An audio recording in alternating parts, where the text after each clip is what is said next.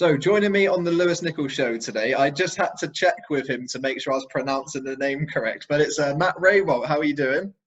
I'm good. I'm good. That name has always come in handy because when salesmen call on the phone, back when they still did that, they always mispronounced my name. So I knew it. I knew it was somebody false. Do you kind of get a lot of people in interviews double check before they say it and have a little bit of a stumble? Oh yes. Yeah. Absolutely. At least the good ones do. How are you coping with lockdown at the moment? It is Yeah. trying not to climb the walls a little bit. It's that crazy feeling of every day kind of melding into the next. Yeah. The biggest thing for me has just been try to put my own structure into a day and a week and month that has no structure. So I have my routines and everything that I try to go through every day. Well, today I wanted to kind of go on a bit of a journey with you and talk about your career from the very start to kind of where we're up to now. So I wanted to ask, did being a professional wrestler always be something you wanted to do, or was there another career path that you really wanted to do? I mean, no, there were different interests along the way, but man, since I was a kid, that was the end game, almost everything I'd ever done, even with the acting and the musical theater and all that kind of stuff, was all kind of aimed at, hey, how can this help me with wrestling down the road? So ever since I discovered it when I was probably about 10, 11 years old, I mean, that was the end game. Who was your favorite kind of growing up? Was there somebody that was like your idol and your hero?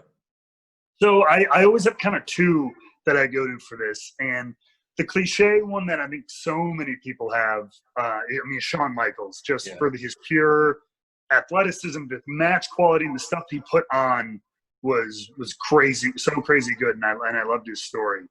The other one, which a lot of people love too, but was really special to me, was Mick Foley. And it was really because of his story. And because I saw him, I was never a big kid. I was tall, but I was always a beanpole. I was a nerd. I felt like an outcast. And so I felt very like, I will never be a Hulk Hogan, wrestler. That is not in my DNA. That is not in my just kind of way I am. I wasn't that guy. And so when you saw Mick's story of being this kind of shy New York kid, he wasn't, the biggest jock kind of guy, but he made it his dream come true one way or another, by hook or by crook. He made it happen, and that was always a huge inspiration to me.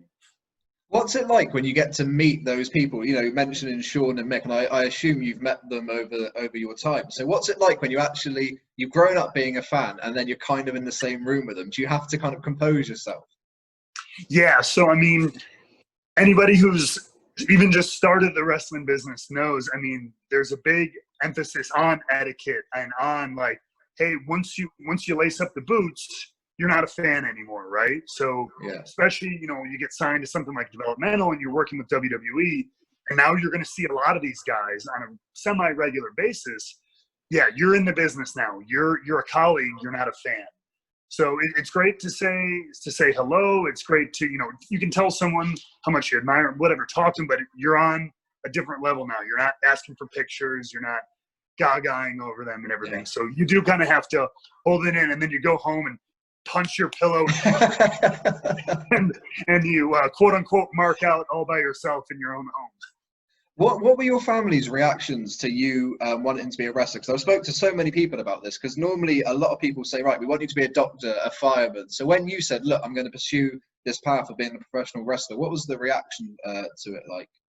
Well, so like I said, I made no secret about it. And when I started, suplexing my buddy off my trampoline in my backyard, while my parents were looking out the window, shaking their heads, I think they knew there was very little they could do to stop me at that point. No, but I kind of just, they knew I wanted to do it from a young age, because I would wrestle around with my buddy. We would have watch parties for pay-per-views and Monday Night Raw and stuff. So they knew how much I loved it. I think it was when I went to college and gotten into acting, and I was telling them, hey, I'm doing this, but I really want to go do wrestling. In fact, I wanted to do it right out of high school before university. And that was their one kind of step in. They're like, we get it, fine, but please just go to university and get a degree. They said, I don't care what it's in, just get a piece of paper that says I went to college for 4 years. So if it doesn't work, you have at least a degree in something that you can take somewhere. So I went and got the most universally useless degree, a theater degree. And here we are. Luckily things worked out though. So when did it start for you? So talk us through the first time you kind of went training, you did the independence. What year was that? So like I said, I went to college, I did theater, I came out, did a couple little acting gigs in Chicago, but I knew I wanted to wrestle. And I knew one thing, I knew you had to get good training. And so I looked around in Chicago, at least at the time. Now it's so much better. At the time, there was not a whole lot, which was, what was that? It was like 2010, 2011. Nothing reputable. And so I knew at the time FCW was going on. I knew that was WWE's developmental system. And so I kind of looked at their website and I saw that which was, again, at the time, compared to NXT and everything, the website was like a Hotmail or like Yahoo website, basically with 3 clickable links and a couple pictures. But they did have one that was like, hey, wrestling school. And I was like, oh, well, you know what? If they're the guys who train the WWE guys, I'm going to go learn from them. And so it was Steve Kern who ran FCW. He held a night class 3 nights a week, like 2 or 3 times a year. And like any other wrestling school, you'd come in. Norman Smiley, though, did most of the training. So I signed up for that and literally moved into a stranger's house that I rented a room off of the internet. And just look, the only reason I did it is because there was another guy staying in one of the other rooms who was also a wrestler taking the course. Right, okay. So, yeah. So I was like, all right, we outnumber this stranger if they get weird. That was always a concern. But, so I flew down there with a duffel bag and bought a bike, got a job mopping floors at a gym, and then went to class 3 days a week and learned and had a great relationship with Norman Smiley. It was a really awesome time. That's kind of a crazy thing for you because a lot of people spend years on the independents before you get to the level where you're in talks and working with the WWE. And to do it within such a kind of short amount of time, did that feel daunting to you? Did you ever kind of feel like I've not learned as much as I needed to? Or did it feel right? Because if you're going to learn anything, it's going to be there. Well, yeah. So like the thing is like that school, I mean, it was like kind of like any other wrestling school. That did not guarantee you a chance with the WWE. It was literally, it was a way for Steve Kern and a couple of coaches to make some side money. Basically, it was offering an education. So it was not really a leg up in any way. I just went through the extra effort to move down there and see if I could just catch some extra knowledge. But ultimately, it did work out that way because after I finished that school, Norman, I had a great relationship with Norman, and he said, hey, keep it up. Just keep working as much as you can. And I came back to Chicago and worked a couple local indies and stuff. But it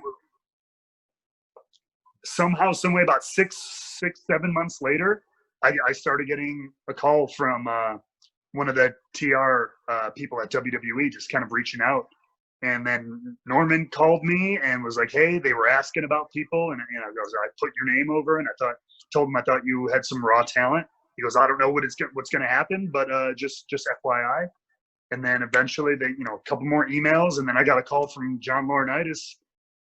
Wow. Just saying, hey, we're going to offer you a shot. Here's the deal. You'll move down to Florida in about, in a month or 2 and we'll get started. Thanks. Bye. Click. And I was just like, okay. And then I did 2 laps around my house screaming. Do you know, that's kind of crazy, especially to hear you being a fan and then suddenly you're going to be working with this company. So, and it was NXT as well, wasn't it, at the very beginning? Well, I was there at the very end of FCW. Yeah. So I was there. I moved down there in February of 2012, which I believe we technically turned into NXT in like May or June of 2012. So the last few months in that transition, I was there for. And what was it like working there at the early stages? Because obviously now we all know NXT is a kind of a show that rivals Raw and SmackDown. It's so good. So what was it like being part of it in the very early stages? It's like a lot. I mean, not trying to pass the buck, but if you watch that little documentary on the WWE Network, I thought it did a pretty good job of kind of explaining the kind of rough and tumble magic of like that FCW kind of time. It has, you were like an island, even though it was WWE developmental, you were kind of this weird little island unto yourself. The TV was just Florida local, and the shows were very small, and we ran them like ourselves, almost like an independent. Like we set up the ring and drove the truck and sold the programs and all this stuff. So like I thought it was a really great like education, especially like you said, for someone who I didn't do a lot of the indies, and I did worry about that sometimes. I was like, shoot, I'm here kind of luck of the draw, good timing and everything, but like I don't have a lot of the experience these guys have with just the wrestling world. And so being able to do that and do the street team, which they, like we talked about, going around driving 4 hours and nailing signs onto lampposts and everything like that I thought, as much as I hated it, like at the time, it's another one of those things. Here we are years later. I think it's a really good education. I know you were saying just then that you were kind of a little bit worried about not knowing as much, but for you, especially kind of for doing the acting side of things, I've always assumed when you're an actor, you've got to be pretty good at learning things, because you get a script and then you've kind of got to learn that before you go out there and do it. So would you say that side of it helped you pick things up quickly? Yeah, so that was the one thing, like going in, I was like, okay, I have a lot to learn. It's wrestling. I have a lot to learn about just like the etiquette in the world at large. But my one thing is like, you know what? I'm very confident speaking. I'm very confident creating the character, becoming a persona on like promo day and things like that. That'll be my chance to kind of make myself stick out. And what did you do to do that? Were you just involved with creative ideas? Because I speak to some people and they kind of just shy away from coming up with the creative side of things. But were you very active in that regards? Yes, but at the beginning, when you didn't have an established, gimmick or character or persona or anything, the world was your oyster. So, like, whereas a lot of people you had the people who had their kind of the character established, so they just kind of honed in on that. And then you had people who didn't have anything established, but they really wanted to I want to be this guy.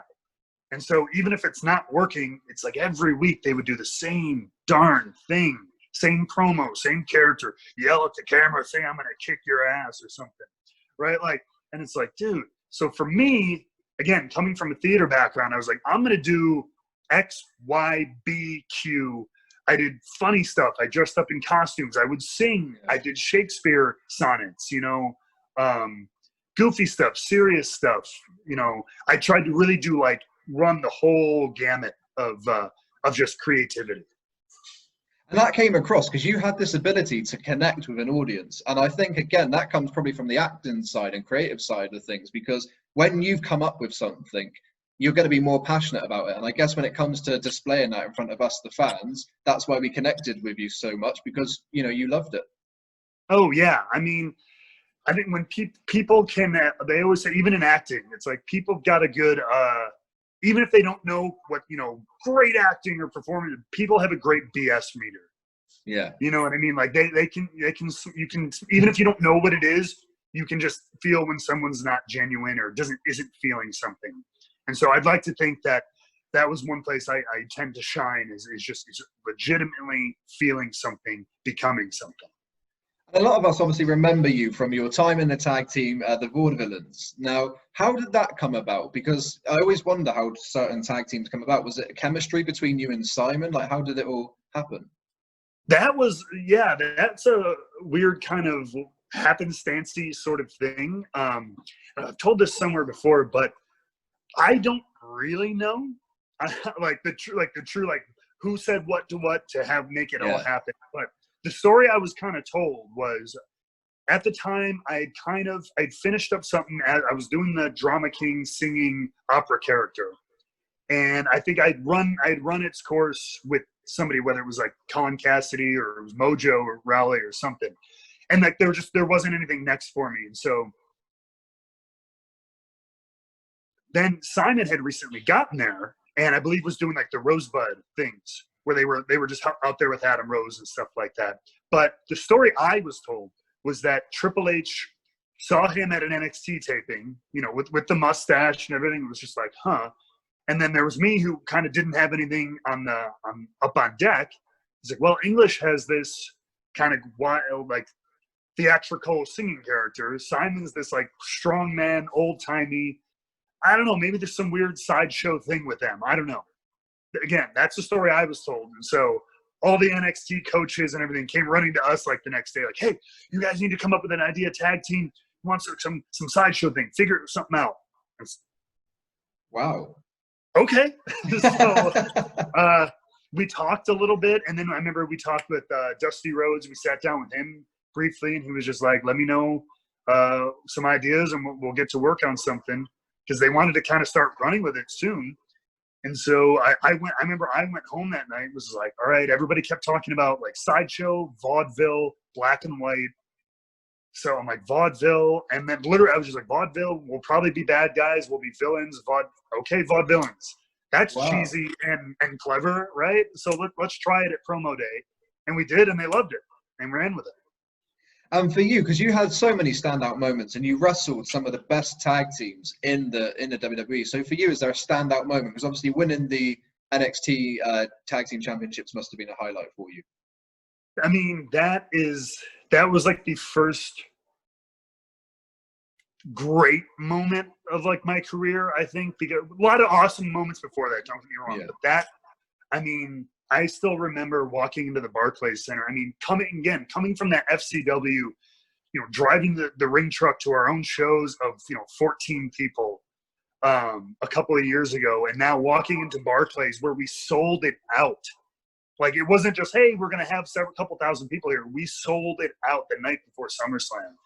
And just looking around and seeing where everybody was going to be sitting and standing and everything, it was totally surreal. And that was before people had even entered the building. And so to be out there and to have our moment at that pay-per-view, at that special or whatever, that's an incredible thing I'll always have with me. And for you as a performer and an athlete, does that kind of make you feel like a sense of trust between you and the people who are higher up, because they kind of trusting you in theory to be the champions, to be the face of these championships? So does that kind of make you feel like they trust me now? They've got a bit of confidence in me. Oh yeah, I mean, and especially anytime, like we like to joke about it.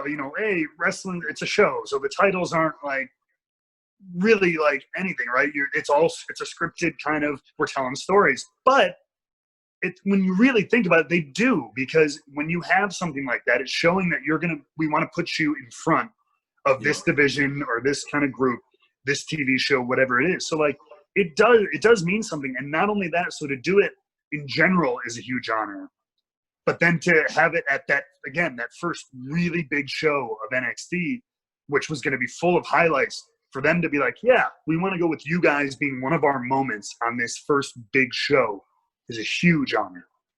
And that kind of faith in you and Simon kind of came when you were put onto the main roster. So for many years, obviously, you've worked hard, and I guess this is the big goal. But is that daunting as well? Because you've gone from NXT to suddenly, right, you're going to be on the main show now. So is that a kind of a bit of a daunting but exciting feeling? Like, how does it feel? Yeah, I mean, it is daunting, and it's super exciting. It's what you all strive for, especially, in NXT and everything. But it is, and because by that point too, you had started to see the real, like, everyone was paying attention to like the post WrestleMania, who's coming up, right? That's always the big thing. Who's the next to be called up? That was always the thing. And the big thing was, it was hit or miss, right? By the time we were being called up, there was that reputation of like, well, some of these guys, if they like, will go, and some of it doesn't translate. And so you're always worried about how you're going to be handled, because NXT, even as it was growing, was still kind of like a microcosm.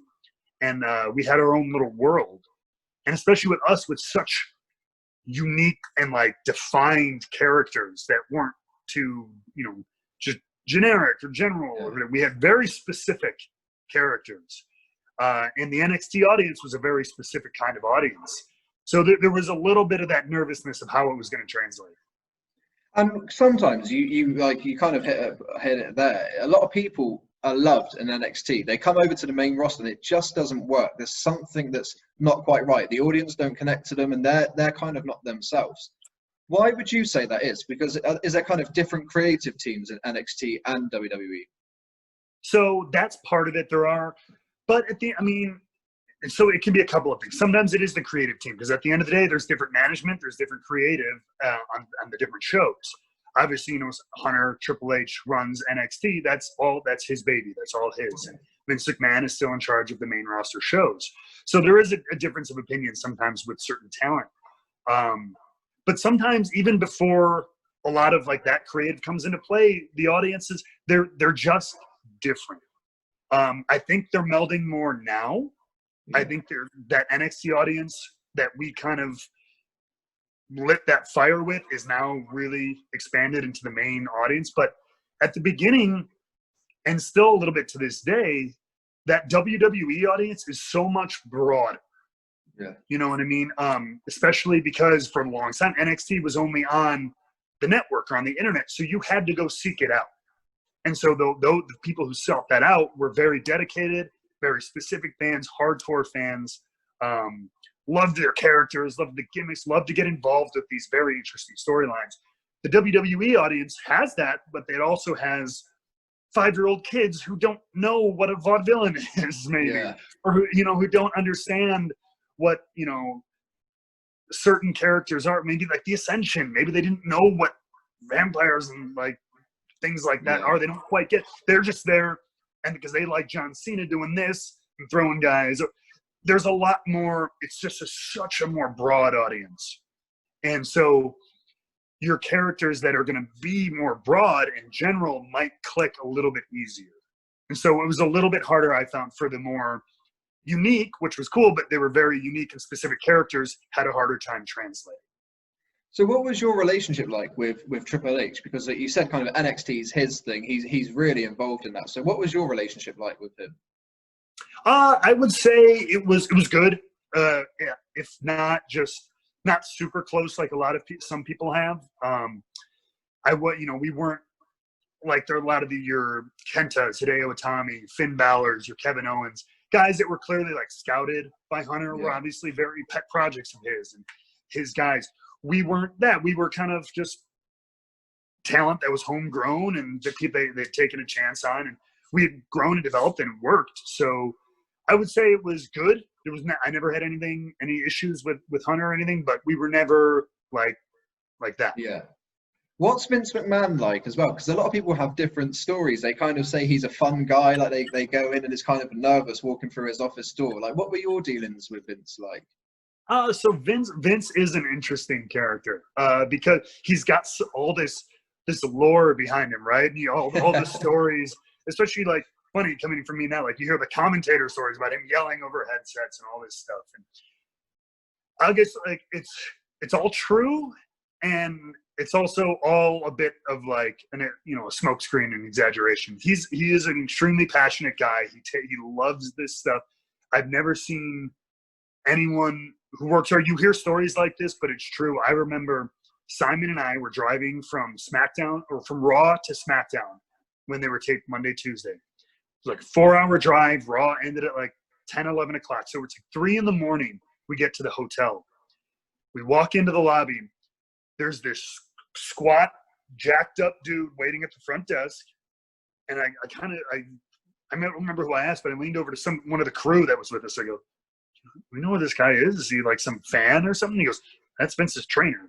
He's waiting. Vince is going to pull in and they're going to go to the gym before he goes to bed or anything. Wow.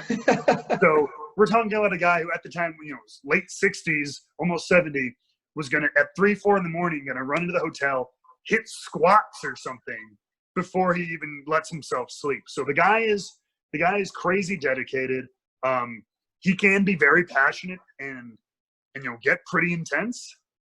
But I will say, if you can get over that fear of knocking on the door and hopefully not interrupting anything, when you sit down with him one-on-one, he's just a dude.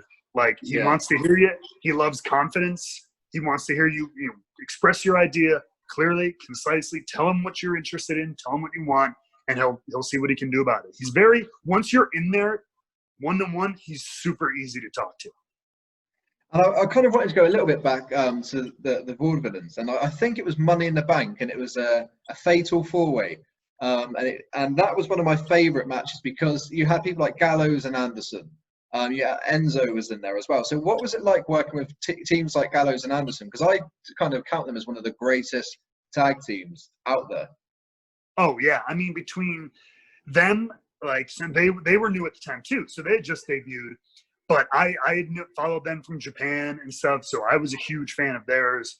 And then obviously you also had the New Day in there, which was they were crazy. They were in the middle of a crazy run, and they still are. It's ridiculous. But those guys are all awesome. I mean, they really are. Like the whole Good Brother thing is such a shoot. It's so real, man. Like those guys, they're just chill. They're easy to work with. They're so much fun. So like you said, to work with guys like that, it was both an honor and incredibly fun. So why did the Vaudevillains, why did it disband? Like whose decision was that? And when you found out about it, what kind of were your thoughts on it? Because I guess for you, you're used to this for a few years, and now you're kind of going to be going solo. Yeah. So was it my decision? We kind of ran. We weren't. It was one of those times we weren't really doing anything, and then it was right after WrestleMania. I truly don't know who made the decision or why, but Simon was released, but I stayed, and so they kind of told me, hey, we're get some ideas together, and we're gonna run with you on your own.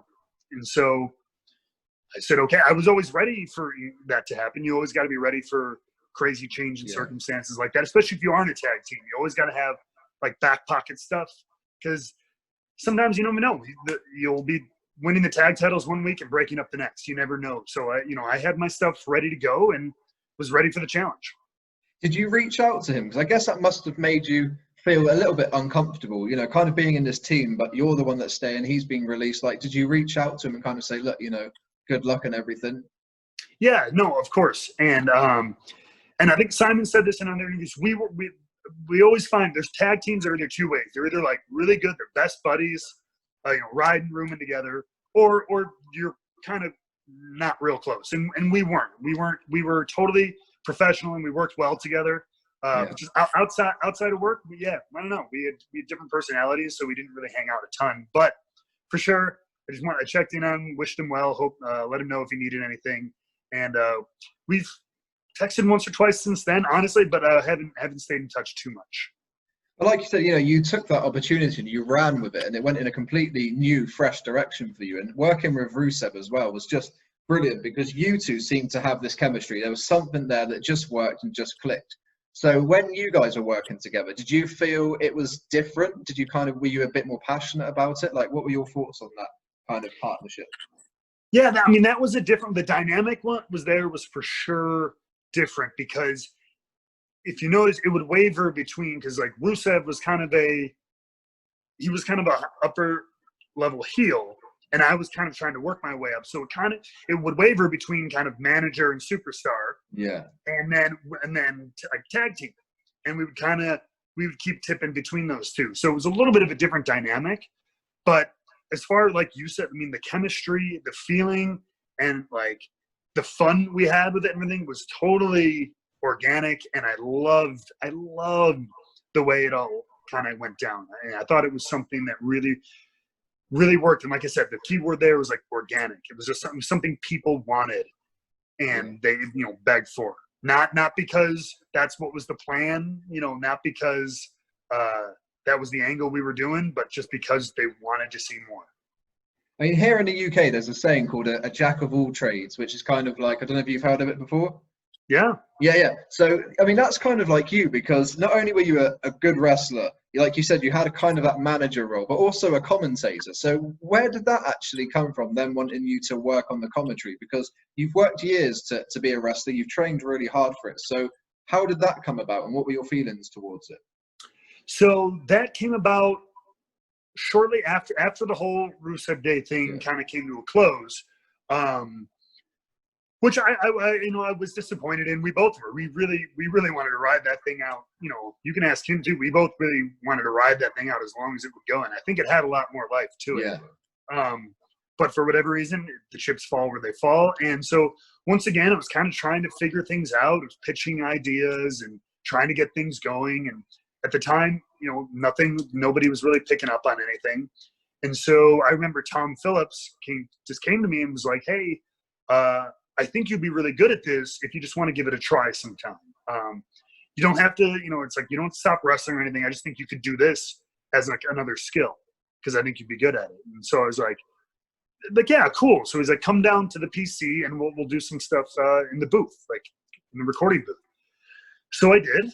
And I don't know, like I thought it was a funny thing because like I thought this was like, oh, super casual. And we went, did like 90 minutes in the booth, called a couple of matches, shook hands, said, all right, hey, maybe in a couple months we'll do this again kind of thing. Yeah. See ya. And then Michael Cole calls me the next week at SmackDown. Michael Cole calls me in the Gorilla and is like, hey, Tom said you did great in the booth, so here's what we're going to do. We're going to put you on 205 Live between now and WrestleMania, and yeah, we'll see how it goes. And then we'll see what happens after that. But yeah, you keep wrestling on SmackDown, house shows, whatever, but yeah, you'll do 205 with us. I was like, okay, I've done 1 hour of commentary, and now I'm on live TV next week. Great. Did you enjoy it? So, like I said, at first it was just like, yeah, let me see if I can add this skill to my playbook. And then when they offered me the opportunity, I was like, okay. It was kind of just like, let's see what happens, because, like I said, I wasn't doing much, and so it really kind of lifted my spirits to have something to do each and every week. Yeah. You hear the stories about guys sitting in catering who can't get things going. It's hard, and it can be really hard on your own personal morale. And so even just to have something to sink my teeth into every week was kind of exciting. And then the more and more I did it, the more appreciation I had for those guys. And if that's one thing I can express, it's not just sitting on a microphone and blah, blah, blah, blah, whatever you want. Like there's ways to do it. There are ways they make it flow the way they do, and ways they emphasize things, and ways they tell stories. It's way more to it than you think. And as I came along, and by the time we got to like WrestleMania 35 there, I had kind of I knew I wasn't done with wrestling, but I was like, I don't know. I got a good thing going here. I want to keep this out, because if I can build a good resume reputation here, I mean, this is, wrestling is a limited physical career. Let's all be honest. Yeah. But this is a 20, 25 year potentially extension on that. So I really wanted to stick with it, because I really fell in love with it more than I ever expected to. Oh, well, you're definitely very good at it as well. It was another kind of trade to add to your tick list for sure. Last month, I think it was last month, just, early last month, being released, there's all these superstars, and it was a shock because I personally never, as a fan, known it done in the way it was done. I think during a pandemic as well, I know there's never a right time for people to be released, but when you haven't got the opportunity to go out there and get work straight away, it's kind of difficult. So I wanted to talk to you a little bit about that, because the names that were released yourself, you had Gallows and Anderson, like I said, one of the greatest tag teams. The names that were being released were not ones that you could sometimes predict. So what were your thoughts on that? Because that must have been a bit of a difficult time for you, I imagine. Oh, yeah. I mean, it was a difficult time, obviously, for the entire company, for a lot of people. And not just in I like to emphasize this just because I don't think it gets mentioned enough. It's not just for the superstars and talent that you saw listed on all the websites, but there were a lot of people, either whether it was furloughed or let go at the corporate level behind the scenes, helping run the office due to all this. So there were a lot of people affected. So it was a really, really tough day for the whole thing. So it was one of I didn't know what was going to happen until it started happening. And it was really, I know, all I can say, it was a really, really hard day. But, the way I look at this is so many people have been in that situation, and then they kind of, and I guess with all the time that you've had being off, it gives you that time to really think about what you're going to do next. And it's that chance to kind of have that freedom to run away with it. And you seem like someone who's creative, always gets back up and pushes for the next thing. So I think there's going to be kind of exciting things for you. And that's the kind of time to grab it now and run with it. Yeah, no, that's so obviously, it's always a tough thing when that happens, but someone like my mother-in-law, Vickie Guerrero, had actually a great point. She was like, it's hard. She goes, but literally, she goes, especially now it's hard. I know with everything in the world, but she goes, the world is literally wide open now. Now you book yourself, right? You take care of yourself. You can be who you want to be. And all your other side projects, those are all yours. You don't have to ask permission to do anything, anymore. You don't have to pitch anything really anymore. Like, it's all up to you. And you're only limited by your desire, your hard work, and your creativity. What's Vickie like as a mother-in-law? Does she, if you talk over her, does she kind of shout, "Excuse me"? Like, is she anything like that on-screen character? No, thank God. You thought about that then? What's that? You took a moment to think about that then? Yeah, I'm trying to think. So I'm a very polite young man, especially when I was first dating my wife. So I'm trying to think if there weren't too many times where I would do that. I'm very good with moms. I'm very good with moms. So I've never really had too many moments where I've interjected there. But no, she's a blast, man. She's super fun. Just really, really good time to hang out with and just sit back with. And then on top of that, she's been able to give me some really great advice and points and everything about the business, both inside and outside WWE. Now, I mean, marrying into the Guerrero family, because I've always said, and I know so many wrestlers that knew him always say, Eddie Guerrero, one of the greatest. I don't think you'll ever come close to finding someone that had what he had.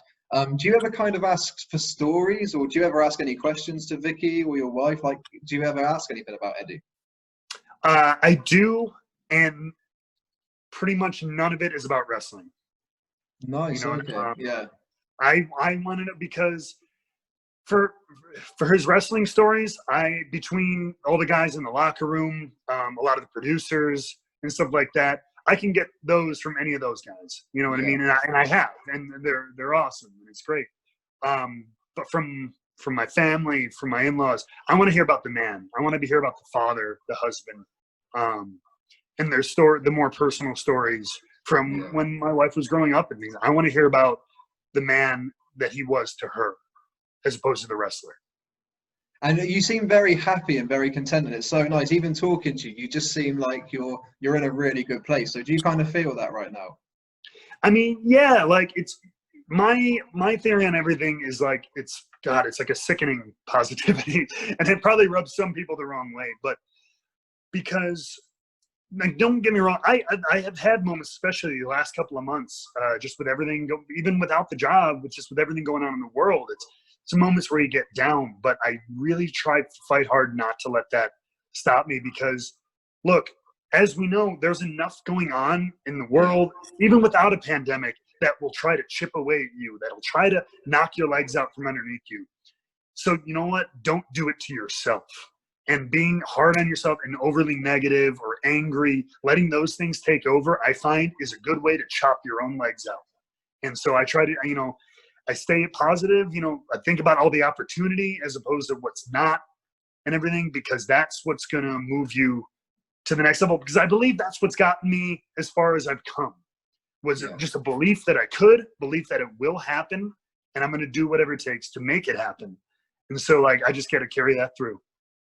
And I know you're keeping yourself busy, and I wanted to kind of talk about what's next for you now. But why don't you tell us about what wrestling with whiskey is? Like, what's that? What is that all about? Are you a massive whiskey fan? Yeah, man. I mean, it kind of came up not randomly, but so I remember I was in Florida. It was just, I was trying to drink like an adult because I was in my later 20s, and I was like, all right, I'm past the, shot in a beer, going out to the bars until 3 a.m. phase, right? I'm not in university, college anymore. So I'm trying to drink like an adult. And I was into cocktails for a second, thinking I was going to be like Tom Cruise from the movie, throwing bottles over my head and stuff like that. But then that proved, I'm like, holy crap, there's so much involved. I need to keep fresh. I remember I got a bunch of fresh limes and lemons and maraschino cherries for my apartment, which I lived in by myself. And like I made like 2 cocktails, and then like the next day, like the fruit's all bad because I cut them open, and I'm like, well, unless I'm making cocktails at a bar constantly, I'm going to be going through a lot of this stuff. So I'm like, why don't I just learn to sip a spirit? My dad was always a big Scotch fan, would just sip it, with 1 ice cube or neat. So I'm like, all right, that's how an adult drinks. Let's see if we can learn how to do that. And so I chose a bourbon and slowly just kind of trained myself to drink without mixing or chasing or anything, and ended up diving into a world that was way more involved than I ever expected. So, but what is your involvement? Because do you do like a YouTube series? Yeah, so I mean, I kind of run the gamut. So I have a separate Instagram page called Wrestling with Whiskey, and there I have links to, like, I do a YouTube channel where I do reviews. I'm about to launch a Patreon where I'll do extra reviews and exclusive videos and behind the scenes stuff. I've incorporated that into like even fitness and trying to balance your life between, alcohol and working out. Earn your bourbon, baby. Nice. And yeah, and I have a website where I write articles and reviews and stuff like that. And I've been lucky enough I was featured in a magazine called Bourbon Plus, Whiskey Advocate, Food and Dining, and out of Louisville. So like I've had some really great opportunities because of it. Do you get sent loads of free samples because of what you do? Do people just send you their whiskey and try it, give it a review? So there are some. So I've gotten some like straight up like media samples like that they would send to the magazines, like from the big distilleries, just like, yeah, hey, this is coming out and we want you to try it. So I've had a couple of those, but more often than not, what it is, the whiskey community, and there is a community almost like wrestling fans or sci-fi fans or video game fans. There's this whole like niche community, and we love trading samples. So it'll be like, hey, I'll send you 4 of these samples if you send me some. It's like, okay, so you send them in the mail, and sometimes you don't tell them what they're drinking, so you can nerd out and try to guess what it is and test your palate and everything. It's a whole like niche subculture, and it's a lot of fun. It's a whole nerd culture. It sounds like a club I want to be in. Just even you talking about it, how you have the biggest smile on your face as soon as I mentioned it. It is. No, it's a lot of fun, and that, like, I feel like that's just what like life is made up of. So much of that now. It's like all these niche things. There's a community for everything nowadays. You can find Facebook groups, Reddit, subreddits, message boards, all these things where people are just chatting. It's not just for video games and sci-fi anymore. Like there are communities all over the world, and now with the internet the way it is, you can kind of meet people. I've met people that I haven't physically met, but I've met people like just through whiskey, from Korea to the UK, to New York City. I mean, my next question now is kind of what's next for you, and if there's any upcoming projects. Now, I know that's kind of a silly question because we're in the middle of a pandemic, and I know it's not like you've got this booked for next week, but in general, is there anything on the cards that you can tell us about? I mean, so look out. I'm going to be doing, like I said, with the pandemic in place, I'm doing a lot of things at home, doing a ton of Wrestling with Whiskey stuff.